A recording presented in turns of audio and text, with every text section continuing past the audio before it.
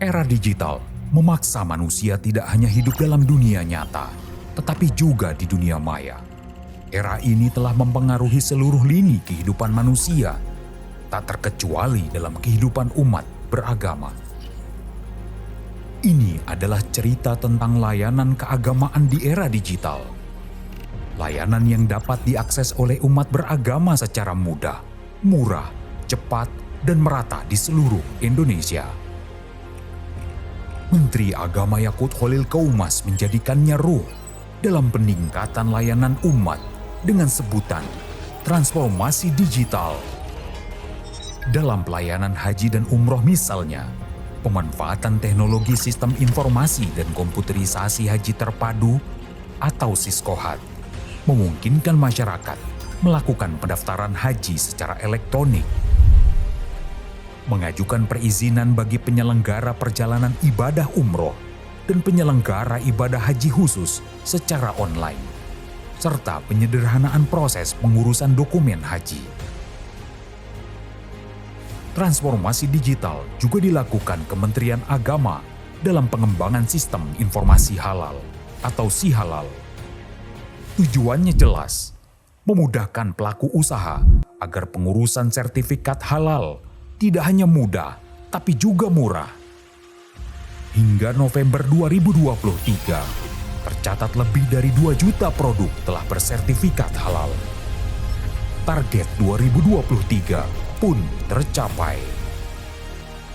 Transformasi digital juga menyentuh layanan pencatatan nikah, sistem informasi nikah atau SIMKAH yang telah lama dioperasikan di Ditjen Bimas Islam terus dikembangkan.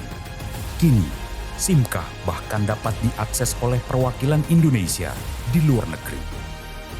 Sebut saja KBRI Kuala Lumpur, KJRI Tawau, KDEI Taipei, KBRI Seoul, KJRI Osaka, KBRI Tokyo, KJRI Jeddah, KBRI Ankara, dan KJRI Houston. Ini mempermudah layanan pencatatan nikah bagi warga Indonesia yang tinggal di luar negeri. Dunia pendidikan keagamaan juga mendapat sentuhan transformasi digital. Kampus perkuliahan serba virtual, Cyber Islamic University. Kampus ini digagas untuk memberikan akses pendidikan yang lebih luas bagi para guru binaan Kementerian Agama, terutama bagi mereka yang mengabdi di wilayah tertinggal, terdepan, terluar, serta berbagai wilayah pelosok negeri lainnya. Tidak hanya itu, Cyber Islamic University juga diharapkan menjadi solusi peningkatan pendidikan bagi tenaga kerja Indonesia yang ada di luar negeri. Pendidikan jarak jauh pendidikan agama Islam di IAIN Syekh Nurjati Cirebon dibuka sejak April 2022 sebagai pilot project Cyber Islamic University. Tidak hanya itu, transformasi digital juga merambah pendidikan diniyah, pondok pesantren, serta pendidikan agama binaan Bimas Kristen, Katolik, Hindu, dan Buddha. Ini ditandai dengan peluncuran Education Management Information System atau EMIS 4.0 pada 25 Juli 2023. Transformasi dalam pengembangan SDM aparatur sipil negara atau ASN juga menjadi perhatian Menteri Agama Yakut Khalil Qaumas. Sejak Desember 2022, Kementerian Agama telah memiliki Gedung Pusat Penilaian Kompetensi atau Puspenkom. Keberadaannya diharapkan dapat mempercepat penerapan talent pool management bagi ASN di Kementerian Agama. Melalui gedung yang juga difasilitasi teknologi terbaik untuk melaksanakan uji kompetensi, diharapkan penyaringan SDM Kemenak andal dapat terwujud. Memiliki hampir 250.000 ASN, Kementerian Agama perlu terobosan dalam pembinaan pegawainya. MOOC atau Massive Open Online Course Pintar diluncurkan sebagai solusinya. 15 bulan berselang, tepatnya pada November 2023, tidak kurang dari 284.054 orang yang telah memanfaatkan MOOC Pintar atau setara dengan 9.468 kelas pelatihan. Jika sekali diklat secara klasikal tatap muka membutuhkan biaya 170 juta dalam jangka waktu 15 bulan, maka efisiensi anggaran mencapai 1,6 triliun. Fantastik bukan? Afirmasi layanan keagamaan secara digital juga dilakukan Kementerian Agama bagi kelompok masyarakat disabilitas. Ini ditandai dengan dikembangkannya Mushaf Al-Quran Isyarat atau MQI yang tersaji pada aplikasi Quran Kemenak. Tahun ini, MQI dicetak dan akan menjadi Mushaf Al-Quran Isyarat pertama, tidak hanya di Indonesia, tapi juga dunia. Afirmasi digital lainnya adalah memunculkan fitur ramah disabilitas pada website Kementerian Agama.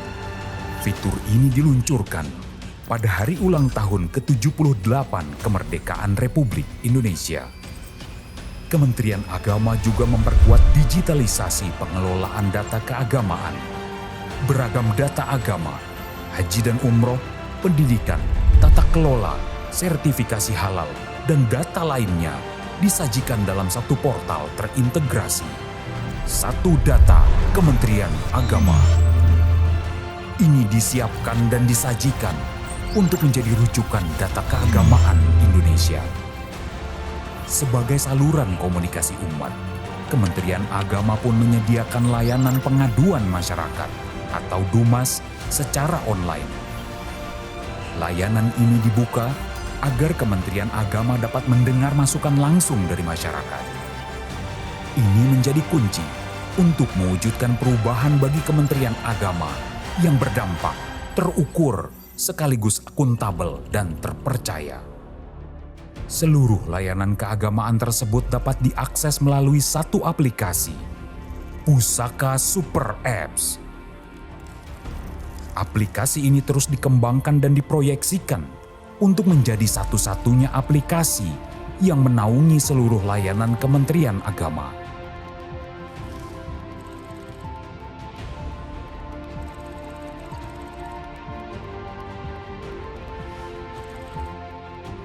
Melalui aplikasi Pusaka Super Apps, masyarakat termasuk sahabat disabilitas juga dapat mencari konten literasi keagamaan, mulai dari kitab suci, ceramah agama, dan berbagai konten keagamaan lainnya. Ini wujud era baru layanan keagamaan. Download Pusaka Super Apps di Play Store atau di App Store dan dapatkan berbagai layanan keagamaan hanya dalam satu genggaman. Kerja keras transformasi digital Kementerian Agama mulai berbuah apresiasi dan pengakuan. Beragam penghargaan didapat, diawali dengan Tempo Ministry Award pada penghujung 2022. Tidak tanggung-tanggung, Kementerian Agama diganjar 3 penghargaan sekaligus: pengelolaan komunikasi terbaik, pengelolaan website terbaik, dan kategori pengelolaan media massa terbaik. Pada masa bersamaan, apresiasi juga datang dari Muslim Choice Award 2022 dengan kategori Good Governance. Apresiasi atas prestasi terus bergulir. Menteri Agama Yakut Khalil Qaumas diganjar Detik Award 2023 sebagai tokoh transformasi digital pelayanan keagamaan. Terbaru, penghargaan datang dari Gatra Award 2023. Menteri Agama Yakut Khalil Qaumas didaulat sebagai tokoh inspiratif dalam inovasi dan transformasi digital layanan keagamaan. Apresiasi ini penting sebagai motivasi untuk terus meningkatkan kinerja. Namun demikian, Kementerian Agama sadar hal itu bukan segalanya.